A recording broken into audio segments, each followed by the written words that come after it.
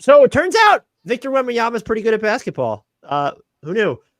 We were very optimistic, even coming off of his summer league last year. But so let's start here. What stood out the most, or surprised you the most, or just impressed you the most about what he did? Like the single most thing that stood out to you during his rookie season? Yeah. Oh, that's such a good question because it's a hard question to answer. So I think for me, it was not really hitting a rookie wall. Like it didn't feel like he had a really long extended period in the middle of the season or towards the end of the season where it was like, oh yeah, this guy's running out of gas, or oh man, this guy needed to sit for a bunch of games because his body just wasn't used to the wear and tear. Like his body, like there were several times where it looked like he rolled his ankle and then he just like walked it off and was fine, and then basically gave credit to the phenomenal training staff that he'd been working with going back to France, where his ankle flexibility has just been maximized, where those sort of injuries aren't happening to guys like we saw with like Yao Ming, or even like the Shaqs or Sean, Bradley's of the world, guys that big. And, again, Wemby's not as heavy as they are, but just his durability and then the ability to not sort of run into that wall, right? Like he maintained a pretty good efficiency throughout the year. And even if you look at the last 10 games of the season where he probably should have been the most tired, 26, 12 and 5.5 stocks, like with 5 assists per game too. Like, come on, like that's pretty impressive that he decided, oh yeah, like he didn't decide, but that he was capable of ending on such a strong note and having really memorable performances when there was really nothing to play for at that point in the season. Yeah, the thing that really stood out to me was, so they eventually make him the lone big in December or whatever, and then he just shoots like one of the most efficient off the dribble shooters. Yeah. That. And I was like, I didn't see, you could have convinced me anything. I probably would have doubted, Yeah. oh, he'll finish second in defensive player of the year voting as a rookie.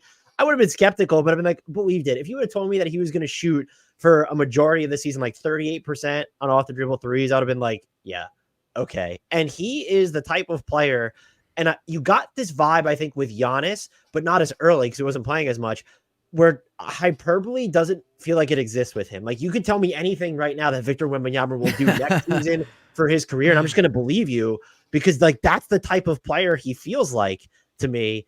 And now I'm just like, I don't even know what does a Victor Wembanyama with NBA experience look like now? Like I can't even fathom. Yeah, I mean that I don't know, and it does certainly feel like Michael Jordan once says, the ceiling is the roof. Like there's really no ceiling for this guy. Like it just feels like he's capable of doing anything. The one thing I would say, and I'm not sure if we're going to talk about this later, but if I could choose anything that kind of like confused me and maybe he should work on a little bit, was the fact that he shot like almost 38-39% on off the dribble threes, like self-created threes, versus like 27% on catch and shoot threes on like a really high volume too. Like I'm still trying to kind of work around that one. I think he's maybe a little bit more in rhythm off the dribble than he is just like off the catch. He's a little stiff off the catch, but I'd love to see him be able to maximize those catch and shoot looks, because a lot of them, he was like fairly open on them. He just didn't knock them down. I wonder if it's because, I mean, not that dribbling a tennis ball being easier, but for him, it's got to be like catching a tennis ball because of his size and like trying to like gather that and shoot it at the same time, where I guess if it's already kind of like in the palm of your hand, is it easier? I have no idea. We all know the numbers by now, like of when he played with Trey Jones, the Spurs won those minutes by like 6 points per 100 possessions, whatever it was. And you mentioned this kind of at the top, like what does it do for Wemby and the Spurs that there is going to be, like, even if you don't want to say a full 48, because how many minutes will Chris Paul play? Like, you have 40 minutes at least of just capable point guard play now. It's like, what does that do for him? And like, what does that mean to this team? Oh, I think it's monumental. I think even for people, and for some reason, there was a really strange contingent of Spurs fans who were like Trey Jones haters, who they were like, oh, well, Wembanyama just, he continued improving throughout the season, and like that's on, he looked that good because he was playing with Wembanyama. No, I think there's a pretty strong correlation. The data will say it, the film would say it, and I think having two capable point guards at times is massive for Wembanyama, because I think to a degree, people sort of were overblowing this, oh, they can never find him, they're always missing him on lobs, but like there is always some truth in there, right? Like even if you're telling a joke, like there is a truth in there, and there is the truth that like Spurs players missed him occasionally. Like they missed him on lobs, they missed him in transition, they weren't quite capable of making what felt like rather elementary entry passes, whether it was like an entry bounce pass or an entry lob. Like it felt like a lot of times those guys were not able to do that. And with Trey Jones out there, with Chris Paul out there, and now guys who before had never played with a 7'6" guy, and now they've got a full season of that under their belt, that should improve immensely. So I think it's going to be huge for the Spurs to have that point guard play, plus the added experience and chemistry that comes with playing with Wembanyama for a year for the other younger guys. What do you make also of the turnover situation with him? Is it a product of just like learning? Is it, I mean, like he had just a lot of lost ball turnovers. I think he was fifth in lost ball turnovers. He turned the ball over a ton in transition. It was like 18% of the time. I think it's encouraging. Like when he was ISOing, like when he would ISO, there wasn't too many turnovers there. Is it just like he's so tall that the ball has to travel such a great distance? Is that kind of just going to be like an inherent risk with him? Or do you see an ability for him to like, and forget about like the bad passes and stuff like that comes with learning, I think, but just like the actual lost ball turnovers that came out of his handle. What do you make of those? Yeah, I mean, and that's an area that I'd love to see him improve in as well. But I think there's always going to be like a limited ceiling on how good of a ball handler he can become, just because the ball does have to travel so far. He does have to get so low. And even like a super wide crossover going between the legs or driving into the lane or with guys who are digging on your drives, like, you know, the ball's going to be dislodged every once in a while. It's going to be easier for guys to get to that ball. It's going to be easier for guys to get under your dribble.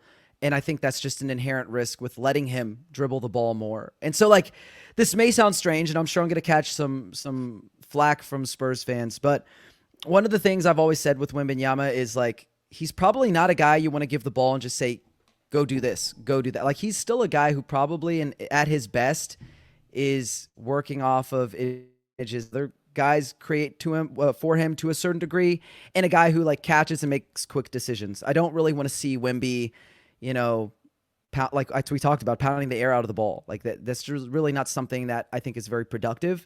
He doesn't really have the strength to turn the corner on guys. He doesn't have the handle to not have that ball dislodged when he's tacking middle. So yeah, I just don't think it's something that we should be worried about, but it's definitely, I think, something that's always going to happen just as a product of his size and how often he handles the ball. I do think what bodes well for him is that, and my co-host has said this a few times, his name is Grant, just saying like he doesn't look like someone who was shoehorned into playing basketball. He looks like a basketball player who happens to be 7'3". Yeah. And so everything he does is so fluid that it wouldn't shock me if like, you know, I don't expect him to be the best ball handler of all time. And look, if you're telling me like, I want Wemby back at the perfect angle, like I don't want him too low to the ground, like bending over, trying to make sure he doesn't commit turnovers. So I actually think for me personally, the zoomed out view is like, I'm just not that anyone should be worried about it, but it just, I would expect it to like get better and better to the point where I don't even think we're talking about it as like maybe like if you had to pick a flaw of Victor Wembanyama, like maybe it's that. I just don't view it as something that maybe will repress his ceiling or his usage in any way. Yeah, I don't think it's going to be like a massive problem or anything like that. Like if I'm looking long term, I still think there's a lot to uncover there. Like I think he can tighten up the handle a little bit, and I think he is very creative and he's also confident. But yeah, I don't think it's going to be a massive problem, but I do think it's always going to be an issue to a degree because I just don't know that you can be that tight of a ball handler at that size. Like, you know, for as fluid as he is, he's still like pretty stiff in the hips. As far as like when you watch him make dribble moves, like he's not really, he gets relatively low for someone that big, but like for the average player, he's not really getting that low, you know what I mean? But Yeah. no, certainly not an issue that I'm going like, oh man, I'm really worried about that in a couple of years. No, I don't think so. And I do think that there's room to improve. And I do think he will ultimately cut down on those turnovers. But mostly I think the turnovers that he could work on cutting down are just the, bad pass turnovers, which I'm fine with him making bad passes right now. It just means that he has the confidence to try things. And I think they should give him that long leash to try things. He's a generational prospect. Like let's let him see what he can do.